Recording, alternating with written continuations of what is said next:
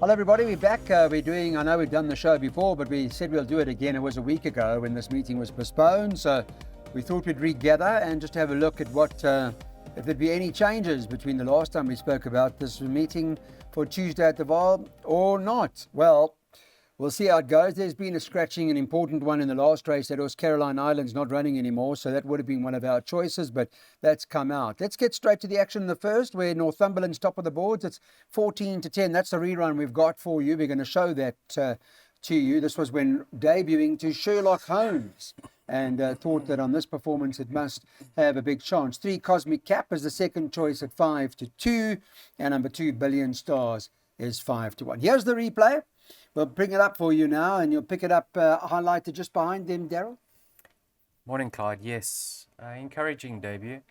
One looks at the betting and looks at where he finished, and 25-1 possibly ran above expectations of a year. I mean, the winner did have a few runs under his belt, and he ran really well on debut. He stayed on throughout the running of that race, didn't he? Yeah. So immediately one thinks that he's going to be slightly better over further. But that run ought to have brought him on. Now, being the first leg of the bipod, we just need the first race runner home, don't we? And he clearly holds number 7 and 8, so he should confirm that form. And the only other two race runners, or a few race runners in the race, haven't beaten a horse home. So, yeah, we have to banker him. Happy with that bipod? Yeah, I just want to touch on the first timers. Number 2 is related to Tell to the Comet. Number 3 cost 150 grand. He's damn won twice over 1400. He's been the money spinner in the anti-post markets. Follow his race time movements. And then number 11 related to Luna Wish and Legal Counsel. And number 12 related to Ampersand and Kubra Vieira. So yeah, banker number 10 in the opening leg. Okay, let's get to this maiden juvenile plate. This is where Alice B. Toklas runs. We've got that last start of that, and we're going to show it to you in a moment. Let me just quickly give you the betting where this horse is currently trading. So since last week, much the same, 1-5 about this horse for Sean Terry. And Malasela Kachedi is riding this. 7 Storm Avalanche is 9-2. And the 5 Platinum Show I kind of like for the exactors, 12-1. So, but Alice B. Toklas looks like it's going to take a power beating. Here's a look at that last start. And Daryl, pick it up for us. Highlighted in the green sleeves, green cap. Yes, the jockey was called in on this occasion and questioned regarding his ride. He said the horse was very green underneath him, and he didn't really want to give her a smack. But look at the finishing effort she produced on debut. Very eye-catching. Unfortunately, this form line hasn't worked out. There's a beautiful shade back and forth, Clyde, in the yellow silks. Platinum shades, should I say, number 5. So once again, we're just looking to survive the PA, and it's an obvious banker. With that form line not being franked, it is a concern, and I don't think this horse will start anywhere near its current price of 1-5. Zabalenka tailed off in her next start, beaten 7 lengths. And then there was a horse called Onward who ran over the weekend. She finished 3 lengths behind this favourite, Alice B. Toklas, and she got beat 9 lengths by Does Your Mother Know over the weekend. With regards to the first timers, number 6, Pleasure Seeking, the dam won 4 races between 1400 and 1700. And number 7, Storm Avalanche, cost a penny, Clyde, 1.2 million. Funny enough, her full sister, ASSM, purchased the full sister also for 1.2 million. Who's the full sister? No, they're both unraced. Oh, they're unraced. Yeah, okay. And her dam won once over 1450. I wouldn't be surprised if a first time will win over here. Interesting. We'll watch the market closely on Storm Avalanche, but from a race perspective, horses that have run already, Alice B. Toklas, 1-5.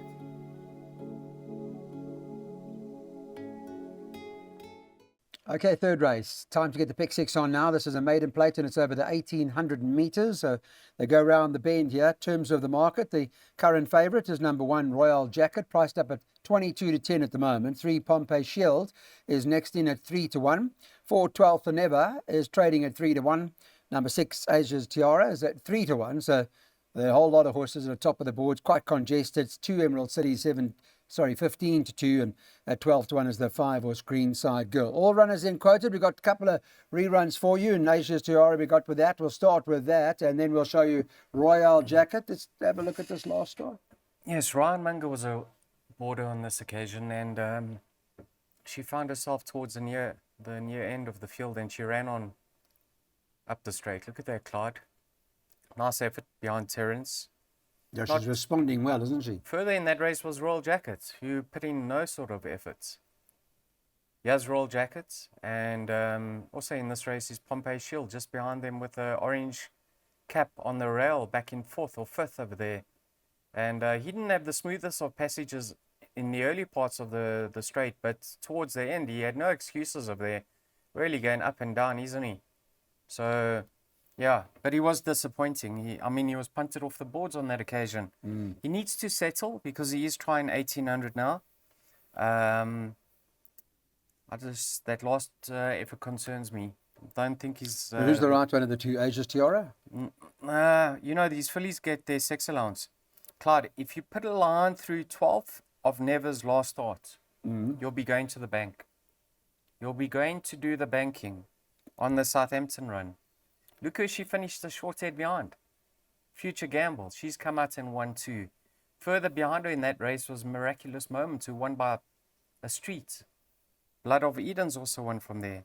So I'm favouring the filly of here. I'm favouring number 4, 12th of Never. Obviously, I've got respect for Royal Jacket, Pompey Shield, but both of them are proving very costly to follow, and the same can be said about Asia's Tiara. So what do you think happened to 12th of Never's last start? I mean, why? Flat. Blowing, flat. What happened I'm there? hoping flat second run after Can we rest. just put a line through? Is there such a thing, put a line through it? Does it say She beat Blood of Eden behind Southampton. And then Blood of Eden reversed the form. It was a work rider race. I don't know. You cannot reverse the form by 15 odd lengths 2 weeks later. It's just impossible unless something was amiss. I'm asking because I like what you're saying, that if we put a line through it, we back it, then we must back it. We have to. Then we must back it. Okay, pick sixes. Cost 135 for 10%. Okay, race 4. Let's get to jackpots now. Maiden plate over 1,800 meters. What's the latest from SA Horse Racing for this race? The 4th race, take out the 3 and take out the 6. That's what they've told us. And note that the 5 has got cheek pieces on. Those are the declarations. The betting for the race, let me bring you up to speed Monday morning. What's changed? Well, 4 Cool Reggae, 18 to 10. 5 Vixen in the Vineyard is 22 to 10. And number 2, Give Me Some Love, is at, what price is that? 7 to 2 at the moment. And then you can get 9 to 2 about Chiriclo and Be My Fate 9 to 2. Here's the replay of Give Me Some Love. We'll start with that, Daryl, in David Shaw's colours. Yes, now we need to take note of the previous race result because in there is Royal Jacket and Pompey Shield. This was an open company. She now reverts to her own sex, and clearly she improved over the distance. I mean, she is a full sister to second base, so it's no surprise that her latest effort is her best to date. Yeah, Clyde is Vixen in the Vineyard circled, but up the middle of the track with the red sleeves, the red and white stripes and the white cap is Cool Reggae, who made Future Gamble, who happened to win over the weekend, work hard for this victory. But I mean, on that run, surely Cool Reggae is the right one. Just shows you, Clyde. No, you know what? If Future Gamble meets Cool Reggae ever again, I mean, there's 10 lengths separating. So what are you saying? It's a flash out the pan run from Cool Reggae? Well, if she reproduces at similar effort, she'll go close. Sure. But she's a 5-year-old mare, Clyde. She's had 12 starts to date. She must have a good chance. I mean, she must have a serious winning chance. Once again, I sound like a stuck record, but I did have a look at number 7, Siblings. They all sprinted. Countdown, one fell swoop. Vamonos gets 14.50. If she appreciates the extra... Who are you talking about now? Number 7, Be My Fate. Okay. Because she put in a nice finishing effort in her comeback efforts. Yeah. Clearly, Marco's got the choice of there, and he sticks with her. Not too sure what the pace is going to be like in the small race. 2 scratchings over there. If the tote favourite wins, we're going to treble up. But yeah, Clyde, it's it's a lackluster field, isn't it? Okay, understand it. You're looking to treble up for the favourite wins. Hopefully the right one wins in terms of tote favourite. 168 for that pot.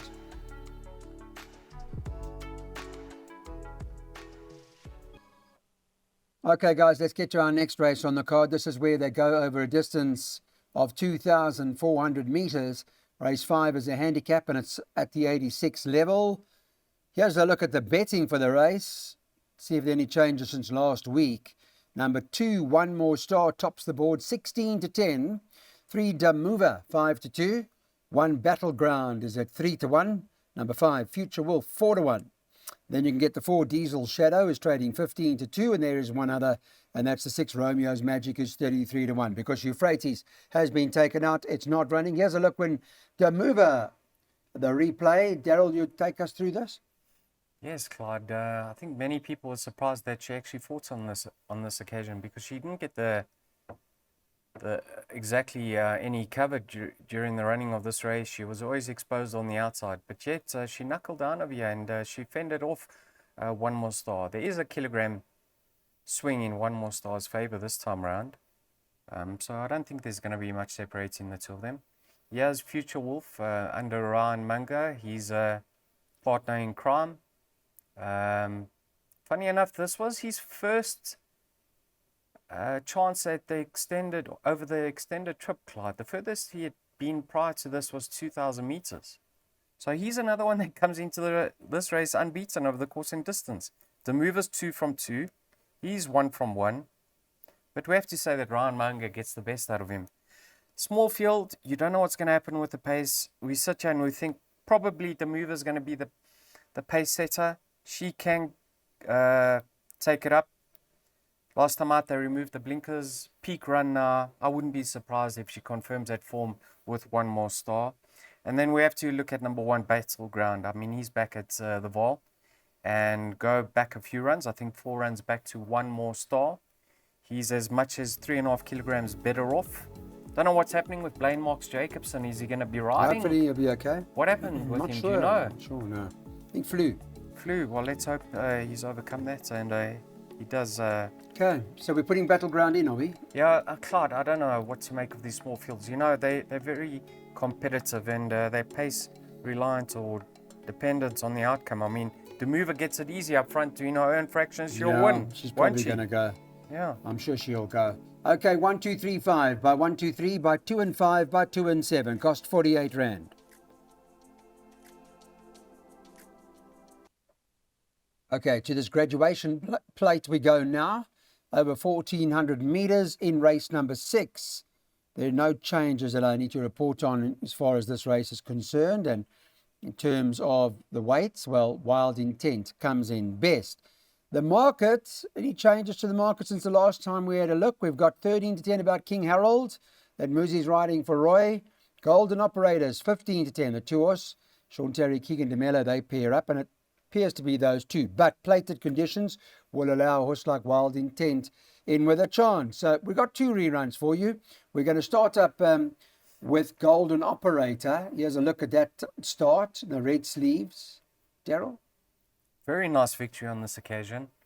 Yeah, it was his first effort with the blinkers, and early in his career, he had a tendency to hang, Clyde. Seemed to be running very straight with the blinkers this time round and extending at the finish. I liked the look of that effort. Very impressive. Yeah, and this was King Harold's last run. Yeah, you can just put a line through this run. He was tugging fiercely, got stuck behind the wrong horse, unfortunately, and the front 3 got away, and by the time he got a clear run, he had just done too much in the early stages, so he was found wanting. It was over the 1,700, if I'm not mistaken. Yeah, it's got to be better than that. Yeah, coming back in trip, so that's going to be in his favour. Okay. Have a look at the best weighted column, and Wild Intent comes on trumps Yeah, I over here, see but that. he earned his rating of a 24.50 in the Derby. But he's a very nice sort, Clyde. I mean, he's bumped some proper racehorses. I wouldn't be surprised if he won, because he's got a bit of class about him, and he may run fresh. But I do have a distinct preference for the other two. Now, have a look at King Harold's penultimate start when beating Bristol Hercules. In that race was Golden Operator, and Golden Operator is slightly worse off. So not only does King Harold hold him, he's better off at the weights too. So we have to favour King Harold based on that. But since then, Golden Operator's been fitted with blinkers, and he was impressive. Yeah.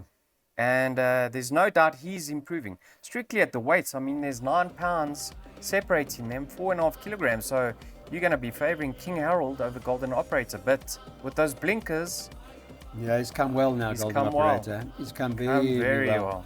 well. Okay, well, it's those two, we think, King Harold and Golden Operator. We know Wild Intent is best in, but probably over further. Let's get to race number 7 now. See what's going on over here. We've got a couple of reruns for you. Rachel Wall is odds on here. It's 17-20 at the moment to win it. Carl Stradham and Tony Peter. 3 Calantha is 5-1 second favourite. 7 Blizzard Snow is at 11-2. So Tony's got quite a strong hand here. 5 Green Flash is 13-2 this morning. The 4 Kamati River on the Monday morning is 17-2. And the 6 Roaming Spirit is priced up at 10-1. There is one other in the race, a horse called World of Alice. We must mention as 12s, and that means all runners quoted in this market. We've got a couple of replays for you. This is where Rachel Wall was in action, Daryl, racing away in the black and red. Yes, Tony's Lucky Silks. These. Now, Claude, if you watch this replay from the start, she pinged those gates. She was actually out in front in the early stages. Then just followed 1 or 2 others. Yeah, staying on lovely. I mean, you need to take note that this was her first run after a rest. And it ought to have brought her on. Pablana was in there. Vanakam was in there. So the form line's really looking smart. It's certainly been franked. Yes, Roaming Spirit. Yep. Yes. Not doing much over there, is she? Staying on. Perfect Miracle, funny enough, is ahead of her in 3rd position. Don't read too much into that start from Perfect Miracle, because on that occasion she was tugging Calvin Habib's arms out of his shoulder sockets. Is she? Wasn't she? Is Rachel Wall hard to beat here? I think she's very hard to beat, Clyde. But, you know, last week, Tuesday, we sat here and we were very bullish. You know, things change. Why have you changed your I just mind? had a look at the race again. And the filly that I think is the danger is number 5, Green Flash. Have a look at her form in the soft. She enjoys it. 3 runs for a win and a second. Have a look at her form when returning from a rest. 2 wins from 3 starts. So she enjoys racing fresh. However, she hasn't won over 1200 yet. But I see Muzi trying to latch on to Carl Stradham over here and just get as much cover for as long as possible and try to produce this filly with a late finishing effort. Remember when Savannah rode her at the Vaal? You interviewed her post-maiden when she ran second behind Tuscan Romance. That was over 1200, and she said if the gaps opened at the right time, she probably would have won. So she does get 1200. I think she is the danger, but I do have a preference for Rachel Wall. So in the double, I've just gone banker Rachel Wall with 2 in the back. But I think Green Flash is the main danger. Yeah, I see Green Flash does come off a very powerful form line in Chrome Tourmaline there. Are the winners out of there. Okay, 2 right now for Daryl, and then 2 and 7 at the back. Okay, so this is one of the races that we redid the show, really, with Caroline Island out, so have another look at it. Miss Novak's was the original selection, or liked by Daryl at the time, now probably even firmer. 3-1 favourite. Second choice, number 7, Lovable, 33-10. Number 4, Royal Carlini, is at 4-1. 8 was Quiet Winter, is 6-1. And it's 7-1 about number 3, Wise Counsel. 10s and better about the balance. So we have got that replay of Miss Novak's for you. This is from the Lucky Udalaka stable. We saw Lucky in the winners' enclosure over the weekend, Daryl. Yeah, she's actually a nice filly, this. This was around the bend, and she came out a bit sluggishly, but yeah, she fought all the way down to the line over here, Clyde. Very pleasing effort. And you touched on the stable. Now, we need to touch on Lucky. I mean, Bob's your uncle, Drachenfutter, best candidates, Sheriff Bill Brown. Yeah. I mean, 4 winners or 5 winners from the last 10 runners. He's flying. Yeah, great form. I think she's in great form, Miss Novak's.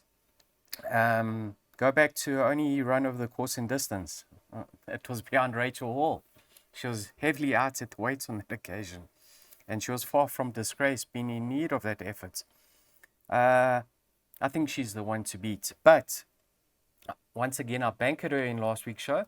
This week, good, healthy respect and rightfully slow. Clyde, number 7, Lovable. Put a line through her penultimate start. It was around the bend. It wasn't her effort. You can see that clearly. She's better than that. So, barring that run, Clyde, what has she actually done wrong? Nothing wrong. Miss Stormiatrix last time out, if you recall, that whole day was focused towards the inside running rail. And Calvin got first run. And she was following 1 or 2. And the winner got a break on her. She was closing in. That was over 1,000 meters. Bet over the 1,200. And it's only her 5th start. I mean, she can be way better than her current mark. And she's improving. So, be stupid of me not to include her in my prims. Okay, so you've reviewed it, eh? Yeah, so she's going in. But now that Caroline Island's out, you can put it in, right? Yeah. Miss Novak's the one to beat. Lovable, my immediate danger. Okay, so Miss Novak's, but now that we know about Lovable that Daryl's liked, with his other favourite coming out, use it in the exactas perhaps. Box those in the exactas, fairly straightforward, but that's pretty much the plan in the last race. Thanks everybody, that's our Tuesday meet. We're going to Port Elizabeth on Wednesday.